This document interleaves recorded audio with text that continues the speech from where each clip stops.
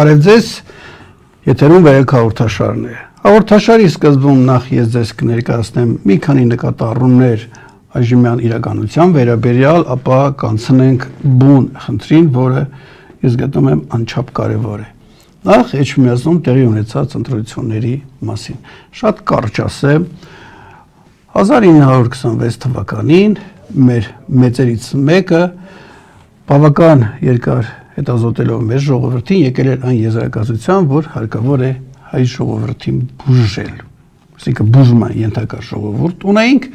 հետեւաբար իրեն չի կարելի տանել ընտրությունների, հետո էլ ախովախ անել այսպես։ Եվ իշխանությունը բուժման կարիք ունի, եւ էլեկտորատը եւ մնացածը։ Այս նույն ահազանգը ես հնչեցրել եմ 25 տարի առաջ, բայց էլի լսող չեղավ։ Այսուհետ էլ քաղաքական այն ուժը կարող է էական դրական ազդեցություն ունենալ մեր իրականության վրա, եթե ինքը ունի այն ախտորոշումը, որի կարիքը արձանագրել են 100 տարի առաջ, ու նաև այն բուժումը, որի մասին ակնարկվում էր 100 տարի առաջ։ Եթե այս հարցերի պատասխանը չկա, ապա քաղաքական ուժը կամ մարդիկ, որոնք մտեն քաղաքական ասպարեզ, նրանք բարոյապես մեռնելու են իրենց գործողություններով, ել ավելի խորացնելով ժողովրդի վատառողջությունը եւ ել ավելի մեծ խնդիր առաջանա հետագա բուժողների համար։ Կյանքը ցույց է տալիս, որ մեր քաղաքական գործիչները այս բաժները չեն բավարարում, բայց ահա օտարները շատ լավ իմանալով մեր ժողովրդին եւ իմանալով, որ 100 տարի առաջ այդ խնդիրը բարձրացվել է, հուսով եմ նաեւ իմանալով, որ 25 տարի առաջ դրանից հետո ես եմ այս մասին ահազանգում, իսկ այս վերջինը վստահաբար եմ ասում, քանի որ օտար մամուլում ճշնամական ես տեսել եմ, թե ինչպես են ինձ ցիտում հենց այս իմ ահազանգը հնչեցնելու առումով։ Օտարները գիտեն, օգտվում են խորացնելով հիվանդությունը, դուք ինքներդ շատ լավ տեսնում եք։ Հաջորդ նկատառումը, որ կուզեի ասել Էջմիածնում տեղի ունեցած ընտրությունների վերաբերյալ, այսօր առավոտյան ես մի փոքր հոդվածություն գրեցի, ես ձեր թույլտվությամբ ներկայացնեմ։ Մի բան է լավ, ոչ եւս եղավ Գյումրի օրինակով հաղթենք 2026-ին փուչ պաթոսը։ Շատերը հիմա հարկադրված կլինեն շատ մեծ ուշացումով առերեսվել ժանտ իրականության հետ, որի մասին ահազանգում եմ քարոդար, եւ քաղդաշտում ֆոնային աղմուկը փոքրի շատ է կթուլանա։ Այժմ գուցե թե լսելի լինի իրատեսների խոսքը։ Մի իրատեսի խոսք ես հաղորդման միջնամասում ձեզ կներկայացնեմ, իսկ հիմա իմ խոստացած նկատառումները, թե ինչպես են օտարները իրենց գործիքների միջոցով հիմարացնում մարդկանց, նրանց, այսպես ասած, մանիպուլացնելով։ Ես երկու դրվագ ընդամենը ձեզ կներկայացնեմ խորհելու համար։ Ուրեմն, ինչպես են անում։ Առաջի տարբերակ։ Մի հոգու հետ պայմանավորվում են իրենց մարդը։ Ոչ ակնհայտ, որ դուք չեք ուզում, որ մեզ ինչքան կարող ես թունդ քննադատի ամենավերջին կոշտ դիտարկումները դուր մեզ իշխանություններին, որպեսզի մարդիկ լսարան ունենան, տեսեն, ահա տեսեք ինչ կոշտ ձևով է քննադատում, ճիշտ է ասում, այս, մարդիկը սկսում են այդ մարդուն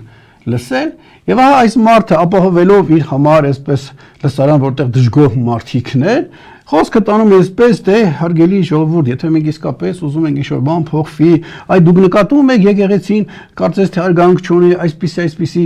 լուրեր են տարածվում, ուրեմն ճիշտ կլինի կաթողիկոս հրաժարական տա։ Հասկացաք մեխանիզմը, երկու քայլելնի էր,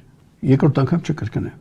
Հաջորդ տարբերակը, որ անում են, ասենք էլի մի հոգու հետ պայմանավորվում են, ես որ ասում եմ կոնկրետ մարդիկ են, հիմա անունները չտամ, որտեվ գուցե շատերը կան, ես կոնկրետ երկուսին եմ նկատել։ Ուրեմն այս մեկին էլ ասում են, դու մեզ մի քննադատի, գործունեություն, դու հայերի մասին պանցացնող, վեհացնող պատմություններ բեր անցյալից հնից, որ քեզ լսեն իրենց աչքերը փայլի հոգիները ուրճի վեհությունից, անընդհատ ուզենան քեզ լսեն։ Եվ այս մեկը դա անում է տարբեր լսարաններում, այսպես լսում են, ինձ գրում են, լսում ես ինչ լավ է խոսում, ինչ լավ բաներ է ասում, ու մեկ էլ խոսքը այդ նույն լսարանը հենց որ հավաքել է, ասում է, դե գիտեք, ես բան չեմ ասում, եկեղեցին իշխանությունը իրանք չունեն մտնեն եկեղեցու տիրույթ։ Իհարկե դառնացել, բայց թող այդ դեպքում դա քանի որ եկեղեցու տիրույթի գործ է, թող արքեպիսկոպոսները հավաքվեն եւ քննեն կաթողիկոսի հարցը։ Հասկացաք, սա էլ մեկ ուրիշ ձևով մի լսարան հավաքում նույն բանը մտցնում է մարդկանց գլխների մեջ, ինքը վստահելի մարդ է, որ ասում է մի բան գիտի, ուրեմն ճիշտ է կաթողիկոսի հարցը քննարկվի։ Ու այս տեսակ ձևերով ազդում են մարդկանց գիտակցության վրա։ Հիմա մեկ այլ նկատառում, երրորդը այսպես ասած։ Ես վեր ասացի, որ 100 տարի առաջ է ասվել, 100 տարի առաջ է ասվել, այդ ահազանգը, որ ժողովուրդը խնդիր ունի, չի լսվել։ Ես հիմա նկատում եմ, որ նրանց ովքեր որ գալիս են այդպես հայտնի երևելի դեմքեր եւ սկսում են անողոք կերպով ներկայացնել ժողովրդի բացերը, արդեն նրանց փառաբանում են նկարագրողներին։ Նույն նկարագրությունը հիմա իրանք տալիս են փառաբանում են, իսկ որ ես 25 տարի առաջ ներկայացնում էի, ինձ էլ ֆոտոքարեր էին նետում ին վրա, թե այս ինչեր ես ասում։ Հասկանում եք, իսկ եթե 25 տարի առաջ լսեիք եւ այդ նկարագրությունը ընդունեիք եւ բուժման մի վարկած, որ ես ձեզ ասում եմ, որ լսեիք, այսօր այս վիճակին չէիք լինի։ Ես մի պատմեցի ու այսպես տեքստից մեջ չկա, հիշեցի 2003 թիվն էր իմ գրքերից մեկի խորհելու ժամանակ գրքի շնորհանդեսն էր, ես մամուլի տեղեկագիր էի պատրաստել, դաժան, այս որ դուք տեսնում եք նկարագրված էր։ Մի լրագրողի, որ այսպես լուսաբանում էր, կարդաց ընթացքում եւ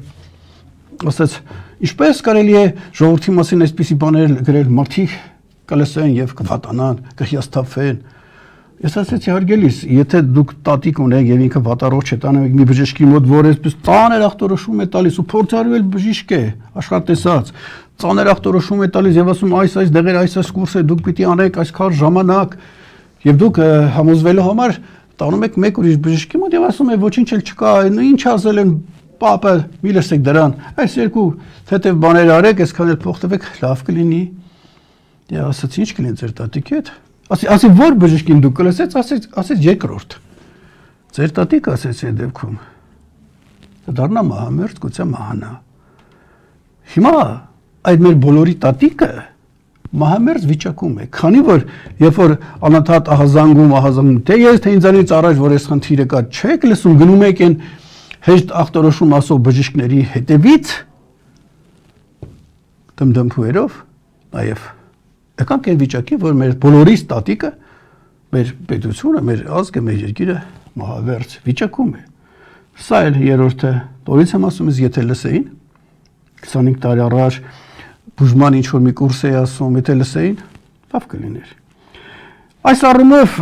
իմ կողմից հարգված մի ազնվորություն, որ շատ ծանր է տանում այս իրականությունը, գրել էր ինչ էինք, ինչ դարձանք։ Նկատի ունի, որ մի 10 տարի առաջ գուցե թե ինչ-որ լավն էինք, հետո տեսեք ես ինչ ենք դարձել։ Ես իրեն արձագանքեցի, իր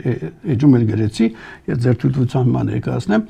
առաջ էլ սա էինք, չէինք ուզում տեսնել։ Կարող եմ ուղարկել 97-ին լույս տեսած իմ աշխատությունը, ուր նկարագրում եմ այս նույն իրավիճակը։ Հարցը այն է, որ մարդիկ այս ամենը որ կա, նոր չի։ Մի քանի 100 տարվա է իրականությունը ժողովրդի հետ հատվածները, մի քիչ հիմա վերջի 7 տարում խթանել են։ Բացապես չէին տեսնում, եթե անգամ ասենք անընդհատ դու ահազանգում էր այդ մասին։ Հաջորդ նկատառում եմ։ Հիմա շատերին իշխանությունները հալածում են, բանտարկում են, արգելափակում են, լավ չի իհարկե, բայց ես այդ մարդկանց այսպես ոգևորիչ խոսք եմ ուզում ասել։ Այդ որոշումները, այդ բանտարկել, կանոնավորել եւ այլ արգելափակել, պատժելիչի ձևերով Հայաստանում չեն կայացվում։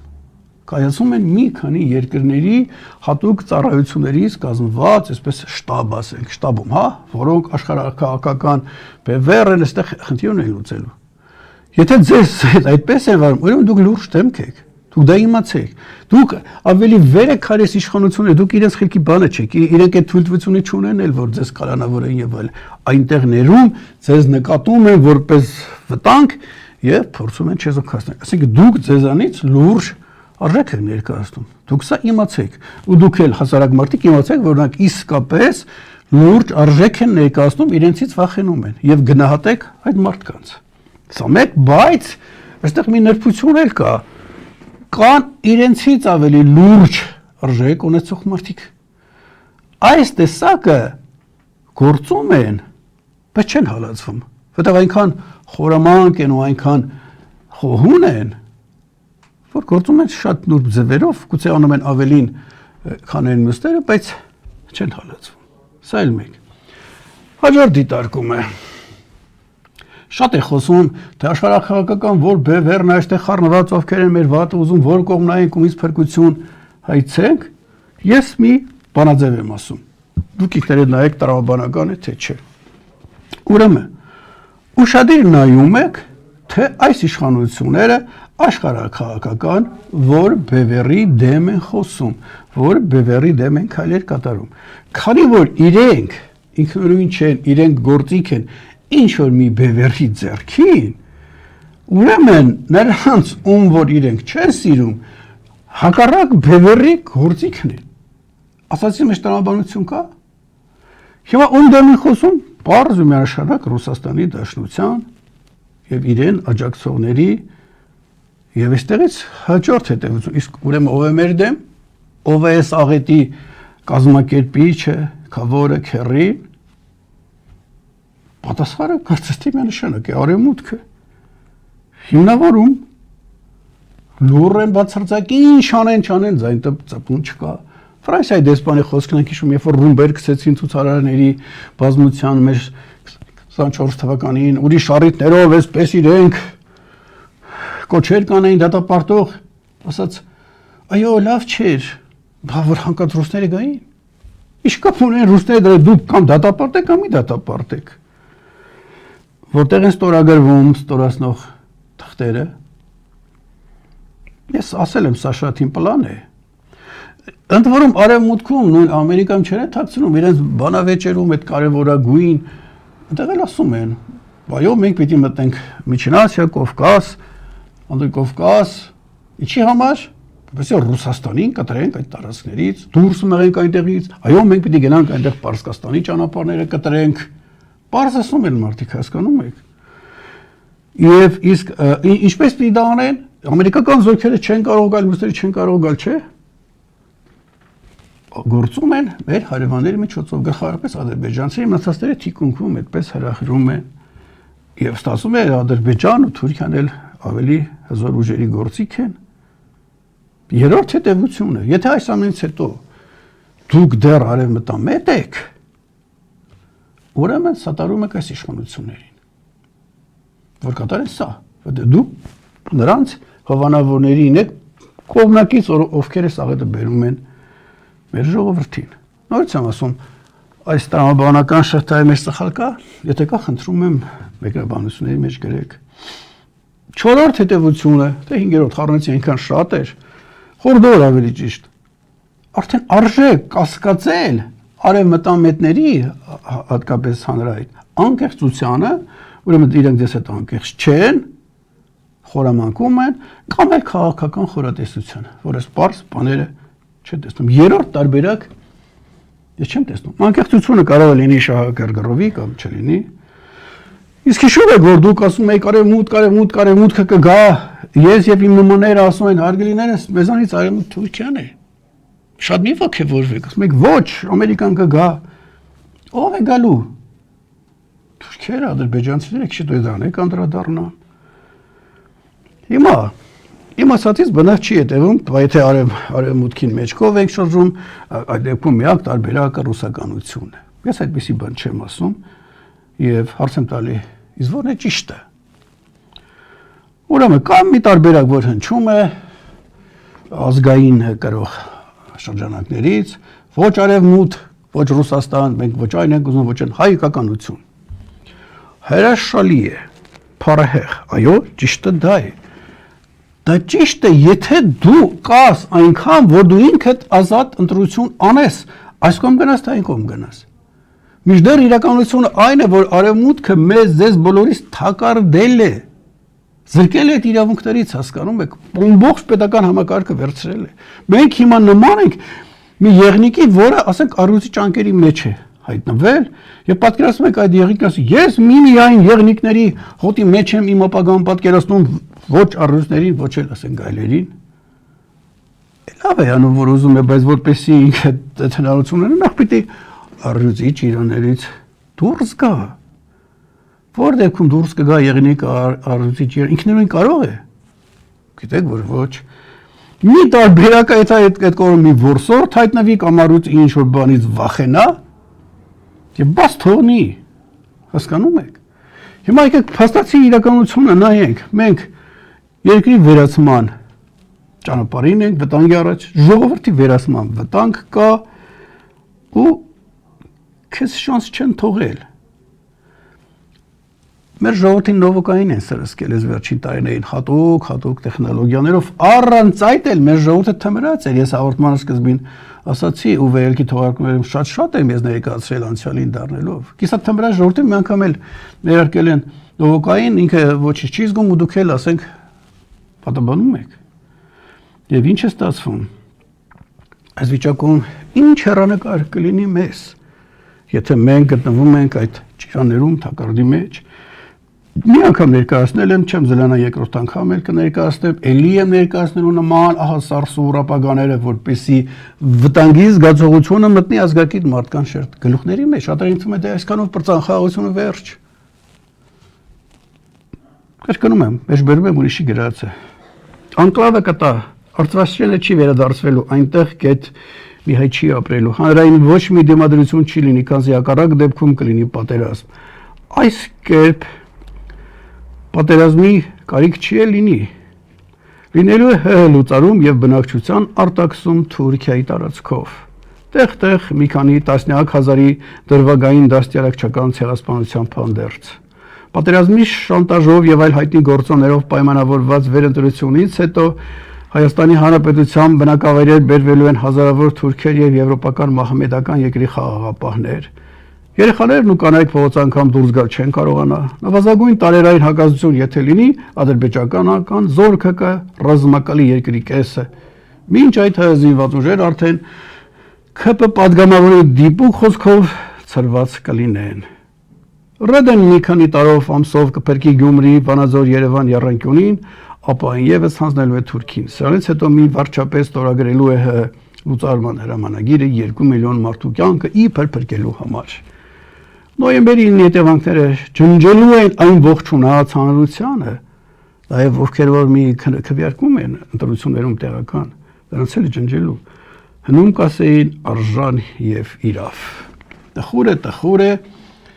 ինչ անել։ Ելք ասող կա, այս իրավիճակից ես հարց եմ տալի եւ ձեզ, որ ովքեր որ լսում են, կա արդյոք ելք ասող, որ գա ասի, այո, սա է իրավիճակը, այս դաժանության, որ ես ներկայացրեցի անողջությամբ, թակարդային եւ ասի, ահա, սա էլ իմ առաջարկը, ասի, որ մենք էլ լսենք։ Օրերս մի անձի հետ էի շփումով նույնպես հաղորդումներ է վարում եւ քաղաքական տարբեր ուժերի հրավիրում, ինքը ինձ ասաց Պարոն Պեպանյան, քաղաքական ուժերը բոլորը ընդդիմադիր շփոթմունքի մեջ են։ Չգիտեն այս իրավիճակում ինչ անեն։ Իհարկե կլինեն շփոթմունքի մեջ, քանի որ ասացի թակարդային այդ եղնիկի վիճակում ենք մենք։ Ով կարող է ինչ-որ բան ասել այս դեպքում իրատեսական։ Որից հարցրենք ինչ անել։ Նախ պետք է պարզենք իրականությունը, իսկ այդ իրականությունը հետևյալն է. պետությունը ուրիշի ձեռքում է, բանակը, ԱԱԾ ոստիկանությունը ուրիշի ձեռքում են, ուրիշի ծրագրի մեջ են, այսինքն մյուս կողմը այնտեղի հատուկ ծառայություններ, մեծ փողեր, ազդեցություններ, տեխնոլոգիաներ, իսկ այս կողմում 60,000 ազգակիր, ցակուցրիվ, վհատ, չգիտեն էլ որ իրենք մենակ չեն։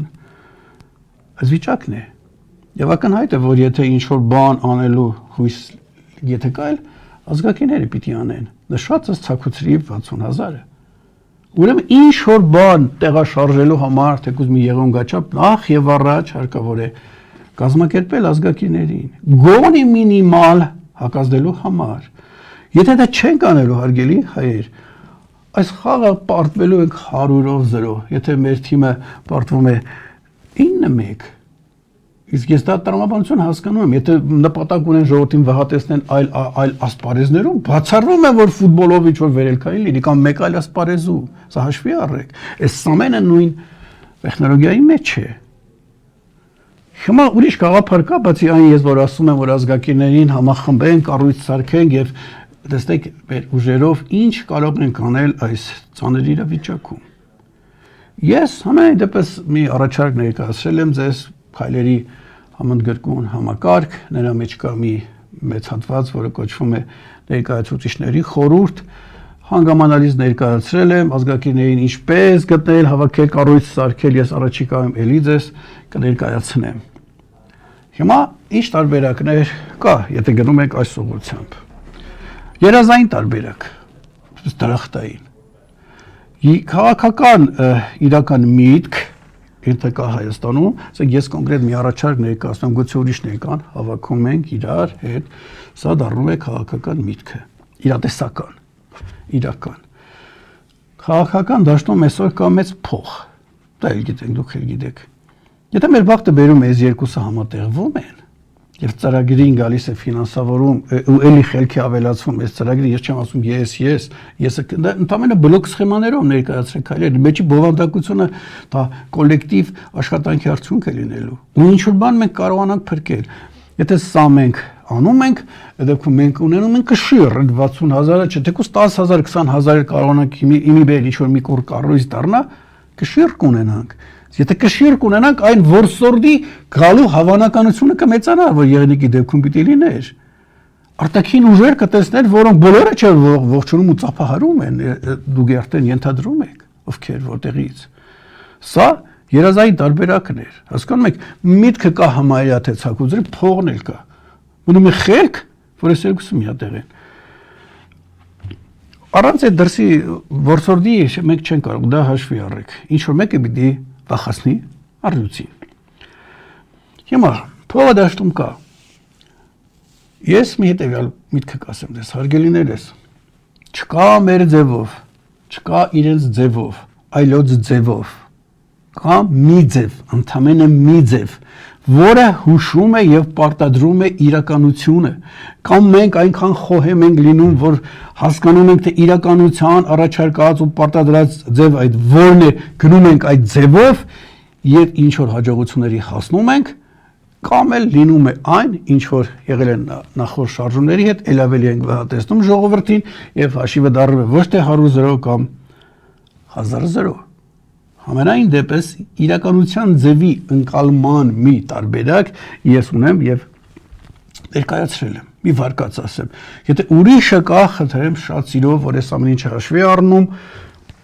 եւ ասում է թե ինչ կարելի անել իրատեսական այս իրավիճակից։ Սա երազային տարբերակ, միջին տարբերակ։ Ընդունում եք, ասենք ես քայլերի համակարգ եմ ներկայացրել, դուք էլ ձերը, եթե ունեք այդպիսի մտածումներ, համադրում ենք, սինթեզում ինչ-որ մի տարբերակ ստանում ենք եւ ոչ շատ մեծ փողով, քանի որ մեծ փողը եթե չի գալիս, փորձում ենք ինչ-որ ոչ մեծ փող ճարել, որպեսզի այդ համակարգը աշխատացնենք։ Այս դեպքում կարիք կլինի առնվազն 25 հաստիկ պահել։ Հետո եթե կուզեք ես 20 առնվազն ես կասեմ թե որը ինչի համար, որպեսզի կարողանանք ազգակիրներին ինչ-որ սակենք այդ կառույցը։ Հիմա դետալներով չասեմ ինչի վրա ինչ հաստիկներ են պետք, որ մարդիկ աշխատեն եւ մեկ էլ իրավունք ունենանք ամեն ամիս, ասենք ինչ է կարել, ինչ է կարել եւ այլն։ Իսկ երրորդ տարբերակ դա մինիմալ տարբերակն է, այսպես ամենանվազագույն տարբերակը, երբ ասենք մենք ինչ-որ մի խումբ մարդիկ ընկալում ենք, ընդունում ենք, հավաքվում ենք, ոչ մեծ փողը կա, ոչ փոքր փողը կա, մեր անդամավճարներով, մեր աջակցումով, տարածք կլինի, տեխնիկա կլինի, տրանսպորտ կլինի, խելք կլինի, առաջարկներ կլինի, փորձում ենք կամած, այսպես սայլը, չասեմ սայլը տեղի շարժ, սայլը դեռ չկա էլ, փորձում ենք սայլը հավաքել եւ այլ աջակցումներով։ Եվ ես հիմա որպեսի բարապ չմնանք ու ինչ որ բան անենք ժամանակն էլ թույլ չի տալի բարապ մնանք։ Ես առաջարկում եմ եկեք սկսենք վերջից, այն մինիմալից սկսենք, երբ որ գոնե ինչ որ շարժ լինի, գուցե հույս կլինի, որ այդ մյուսներն էլ լինեն։ Մարդիկ կլինենք, տեսնեն, որ այստեղ շարժ կա, կառույց կա, ինչ որ դրական բան անում է, ինչ որ փոքր տեղերում կարողանում է դիմակայել, ինչ որ սեփական ամրոցիկները կառուցել։ Եկեք սա անենք։ Ես որ սա ասում եմ, եկեք անենք։ Ես սա նաև անում եմ, հարգելիներս, եւ եթե ձեզ հետաքրքրեց, ձեր հուզեց այն ինչ որ ես ձեզ ասացի, հետևեք վերելք հաղորդաշարին եւ փորձենք մեր ջանքերը միավորելով անենք։ Առաջիկայում ես դեռ պլանով չեմ բացելու դեռ, առաջի 1-2 հաղորդումը ել ավելի խորացված եմ ներկայացնելու իրականություն, որպես դուք վտանգը զգաք։ Եթե դուք վտանգը չեք զգում, տեղից չեք շարժվի։ Ճիշտ է, ահա սարսուր վտանգը, որ տեսնեք մի մասը մեջքի վրա կընկնեն, բայց մի մաս էլ ոտքի կկանի եւ կսկսեք շարժել։ Հիշեք 2023 թվականին, որ լրագրողին ինձ հարցրել էր, վտանգը ես ներկայացնում եմ, որտեղ չեն ուզում, զգային, չեն ուզում տեսնեն, թեթևին էին վազում, տեսակ ինչ եղավ։ Հիմա եթե դուք աչքներդ փակեք ու չտեսնեք վտանգը, մի օր դժոխքի կրակները ձեր դուռն են այրելու։ Այսօր այսքանն էր, մինչ նոր հանդիպում։